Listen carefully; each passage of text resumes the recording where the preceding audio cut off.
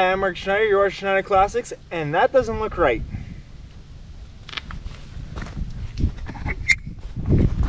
Come on a closer look, that tire's flat. Let's find out why. If you have a tire that's not holding air, you could have a couple problems. Yes, hi Bob. Today we're gonna do a tire repair. Yay! In the rain. So we got the tire off the car now. So with this, I can go and do a visual inspection. Now, I have already found the problem to the tire and I have located it, but for those who don't know how to do that, we're going to show you a quick trick that I do just to find a problem within the tread.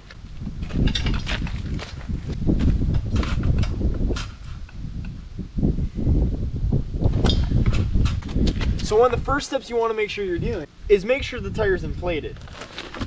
The reason you want to make sure the tire is inflated because if you cannot tell if there's any hissing sound or if you can't see any indication of mark or where or why the tire is deflating, you want to fill it to the recommended PSI.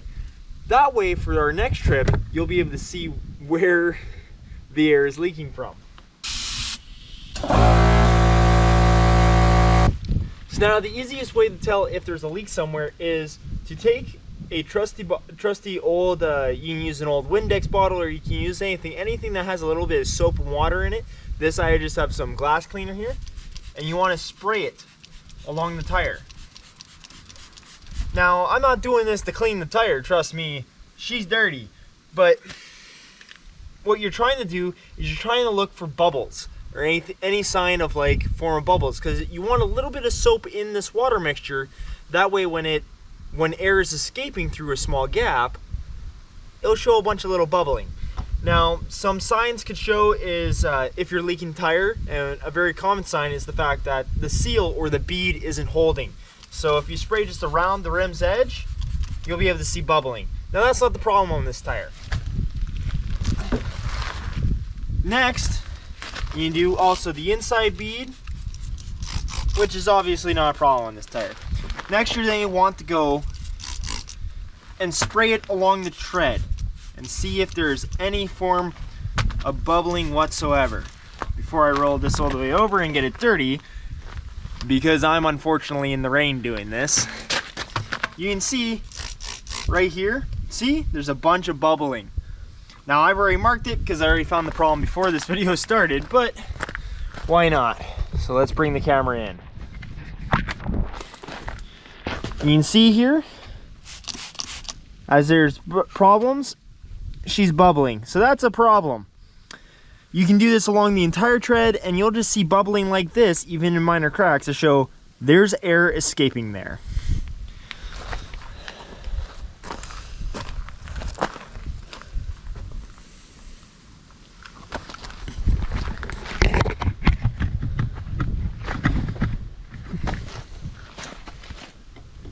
So as you can see, what I've done here, and I highly recommend you do and get yourself, is a paint pen.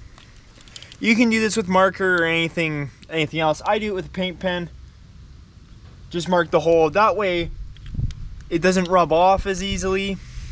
And you can see clearly if you move the tire around, like guess what, I marked this yesterday. The marking's still there. I can still see where it is. I can see where the problem is. But a lot of guys also use chalk or marker or something that wipes away, because some customers do not like seeing paint on their tire. But to be fairly honest, this paint, it'll rub off. If you do a couple rotations, you drive a couple miles down the road, that paint won't be there anymore anyways. So it's just a nice indicator to show, here's the problem spot. So in this case, it's a screw that is in the tire. Now, typically when repairing a tire, so I'm going to show you, I'm going to repair this. Normally also when you get into your sidewall, normally these repairs are a lot harder to do and not recommended, because what is made up is your tire is made up by a bunch of steel bands. And if you start to have too many repairs in one spot, you have now damaged those bands, and that's where the tire is going to give out. So you may also say, why would you paint it when you can clearly see the screw? Well, when I take that screw out, other than the gushing wave of air, you would not have any other indicator to say, hey look, there's a hole there, and that's a mighty big screw. Well then, it's been in there for a little bit because it's worn off some threads where it was in the tire. Now to repair this, there are many different types of plugs. One of the best plugs is a plug from the inside, because then you can get in there, seal it all, make sure it's all glued in, and you have a perfect seal. Now the problem with this is I don't have a tire machine and I'm not taking off this tire, especially with that close to the firewall. So we are just going to do some basic tire repair plugs. Now I highly recommend, this is stuff I do not keep on hand all the time because it does go bad and becomes a problem. So you do want to make sure you have some pretty fresh plugs, as well as rubber cement. I use rubber cement, but I have to say this, my family's always done this, make sure it is flammable, because this is going to help you for a trick later on, to make sure it seals properly. Now, it doesn't matter what type of plug you're going to use, you have to make sure you clean this hole, because this hole needs to be nice and clean. That way when you put in the plug, whatever substance it is, it seals up evenly amongst the hole.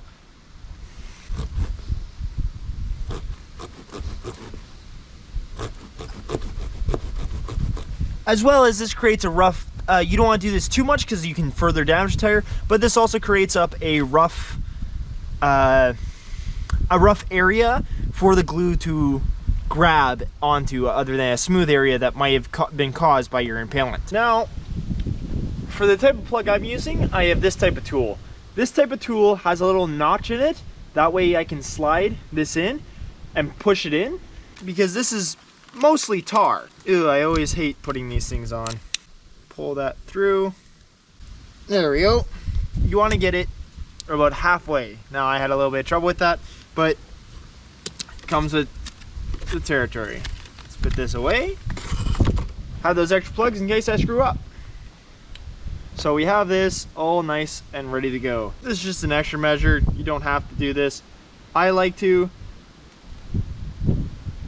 but I just put a little bit, oh, this is very liquidy glue. I just put a little bit of glue on it as well, because it's just extra bonding. Even though it's got tar in there, the extra little glue is just going to act as an extra little sealant.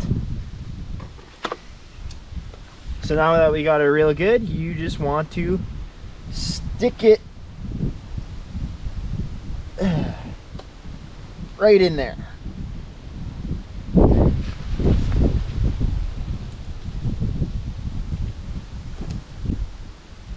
And you don't want to do what I just did and push it all the way in, because it's got to seal its hole. Now the reason this, yeah, and it just pulled out. Oh, come on, stay. I don't want to pull you out again. There we go. So that was it fixed itself. So it has that little sliver in there because when you push down, it's saying, because there should be enough grab for it to want to rip out. Now, when I ripped it out, it evenly spread the glue, and when I put it back in, it's sealed there. So the next step here is to cut it as close as you can to the tire, whatever's sticking out.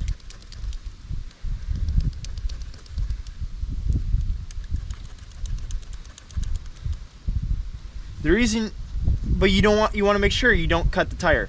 Now the reason you want to do that is because if there is any leftover flaring pieces, when you go down the road, that will grab and cause drag on the plug, which then can cause it to rip out, which is unlikely, but it's still something you should do. Now for the fun part, let's stick some rubber glue on here. What I always do for an extra bonding measure, and why you want flammable glue, so you want to burn it for a little bit. This way, this is just something my family does. It bonds both the glue and the rubber into one and makes it one. So they just let it burn for a couple seconds. So she don't look too perfect, but that's fine. Now, I am the sage here. Everyone has different ways to doing this. Ooh, that's still sticky. Everyone has their own way of doing this. This is just the way my father taught me. And it's always worked. I've had tires last 150,000 kilometers after doing this. Really, the type of plug you want is all based off of what you need, and this just helps us, and this just works for us. So now you got to let this kind of cure, because there's rubber cement all in that thread as well as there's that. So I'm gonna let this sit for about half an hour and cure, and then we're gonna fill it back up with air, spray it down, make sure it's not leaking at all, and put her back on the car. So now that that is dried, put some air back into it and see if it leaks with our Windex bottle spray. Nope, looks like we're good. So this thing go back on the car, and away we go.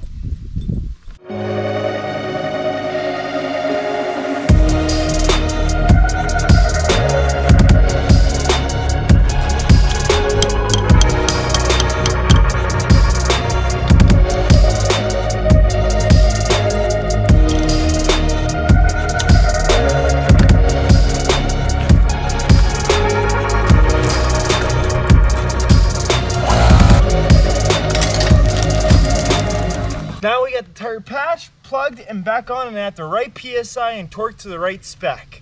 100 foot-pounds of torque for this car. So that's just a quick little plug. Like I said, everyone has their own way of doing plugs. Everyone has their own bias on what you should be able to do, and what's strong and what's to the point where you shouldn't be doing a plug. At the end of the day, if it gets you from A to B, it works. Well, I hope you guys enjoyed this video. I'm glad to see that plug done, and we'll keep on going.